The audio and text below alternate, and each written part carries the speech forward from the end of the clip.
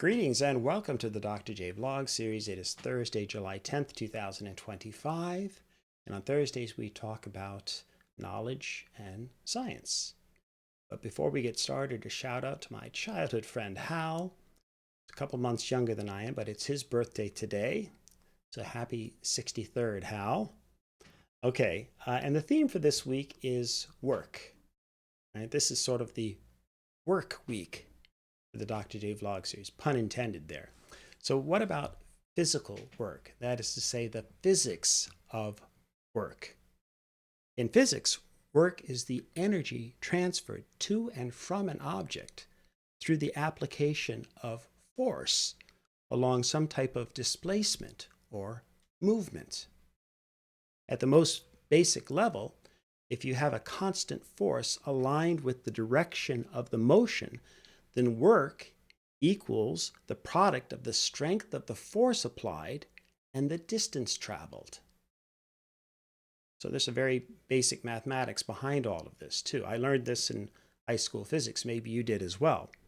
And we learned the basic equations to calculate the forces generated, starting with the simplest of all, F equals ma. That is, force equals mass, the mass of an object, multiplied by acceleration. So again, think of throwing a baseball or a football or passing a basketball. Okay? Pretty simple, but it's a little bit more nuanced than that too. Okay? So you can also apply more than one force simultaneously to an object, which means you'd have to then calculate the net force based on all of the forces that are acting to push on that object in whatever direction. Don't worry, we're not going to do that, but I'm just using this idea to make a basic point. That is to say that because you're pushing the ball and displacing the ball, you are doing work. Okay, and the basic idea is that whenever we do work on a body, we're adding kinetic energy. All right, well, what does that look like? Well, okay, so if I'm holding the ball, as I am right now, then it's initially at rest. Again, this is all relative, but for our purposes, we don't need to get more complicated. So the ball is essentially at rest, and it has a zero velocity and no kinetic energy. But once we've done some work on the ball by passing the ball, and again, if you're a good basketball player and a good point guard and a selfless player, hopefully you're passing the ball some, but we've added kinetic energy then to the basketball as I pass the ball. Okay, but you can also take away the energy. Now, eventually, even if there isn't anybody else playing, and you just throw the ball, eventually it's going to come to a rest. Why? Because of all the other forces, the counter forces at play, right? From gravity to friction and so on. So then eventually the ball will end up at rest again. Zero velocity, no kinetic energy. Okay, but now in a game situation, and when you're playing with other people, you're going to pass the ball, bounce past whatever, and they're going to hopefully catch the ball. Okay, so as the ball approaches you, and you use your hands, hopefully not your face, to catch the ball, you're applying a force in the opposite direction. So you've slowed the ball and brought it to a stop. So now you've done some work to take away the energy. You're doing work in the direction opposite of the displacement. And so that's a form of negative work, taking away the kinetic energy from the ball. Okay? And so in the simplest form, this is precisely what we mean by the work energy theorem. In a nutshell, when you do work, you can either add or remove energy from the body. And that applies to all bodies that have physical form, from our basketball example to your own human body.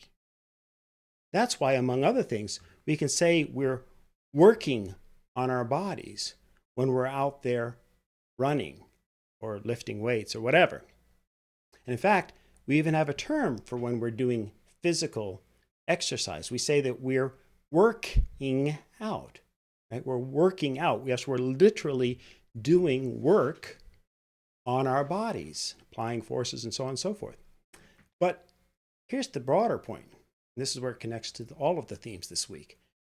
All of our life's work and the time we spend working at our jobs, whatever those jobs might be, involve transfers and expenditures of energy. And that's kind of a cool way to think about the work that we do.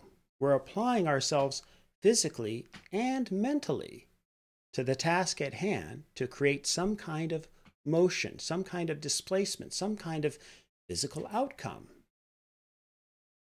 This is most obviously the case when we're talking about manual labor, right? So we use our physical selves to push something or dig something or build something. We might use tools, right? We might use technologies to assist, but nonetheless, all the while we are engaging in work and transferring energy. And then, of course, at some point, we, the worker, get tired. We run out of energy. So we need to stop working and rest. And we need to allow our bodies to rest, to be at rest. And more, we need to then acquire more energy to replace that which we've expended by performing work and exercising our muscles, typically by drinking water and then usually consuming nutrients, food. And of course, just by, again, simply resting, allowing our bodies to recover. So that's the basic physics of work. All work. And it's also why we try to pace ourselves and conserve energy when we're working. We don't want to run out too quickly. But here's the catch. The same logic applies to mental work too. We're using our metaphorical brain muscles, but it's not entirely a metaphor, because we're actually using brain cells, and cells make up muscles too, right? All kinds of muscles.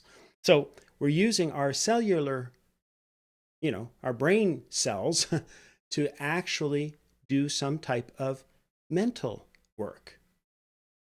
It's another way of transferring energy by which we end up hopefully producing some movement, some motion, some end product of some kind as well. Okay? And by the way, mental work can be quite draining too. We even say things like, I'm exhausted. I can't study anymore. I can't learn. I can't think anymore. And it's quite true because hopefully we've transferred that energy and used that energy, and we've ended up, again, producing something as a result of the work. So again, whether you're talking from physical labor in terms of framing a deck or planting a field, to the typed word on the page or the music that we've created, the song we've created. So in every case, what do we say then? We say, oh, here's the work that I've done. What have you done today? Well, here's the work that I've done, by which we mean we've expended energy through some type of behavior, physical and mental, to create some type of motion or movement. And then we can look to see what the motion or movement that's occurred. And whether there's a table that's been moved from one room to another, or the notes on a page, or a vlog that's been uploaded, something has been done. Okay, I hope that makes sense. So, and here's one other kind of little cool, fun fact to go along with this. So, when I do physical work, for example, on an elliptical at the gym, some kind of a basic workout, and at the same time, if I'm doing some kind of intellectual work, while I'm doing the elliptical, reading a book or doing a Sudoku, well, I'm actually going to get tired, and I do get tired more quickly. I'm applying different and multiple forces simultaneously, and therefore expending more energy. Same thing happens when I'm running and dribbling the basketball. Okay? I'm not just doing the running motion, but I'm also adding to that all of the forces that are associated with dribbling a basketball. So yes, as a result, I get more tired more quickly when running and dribbling as compared with just running alone. So how do I manage my energy, especially for the long runs while dribbling? Well, basic physics. I have to slow down. I have to reduce my velocity and conserve some of my energy accordingly. And then I can go further. I can work longer. And by the way, I try not to think too much either when I'm doing these long dribbling runs, because that's going to expend more energy as well.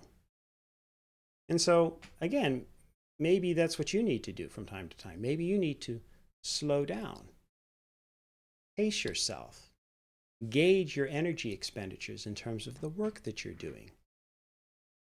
By the way, I was thinking about the basketball, the running while playing, dribbling the basketball.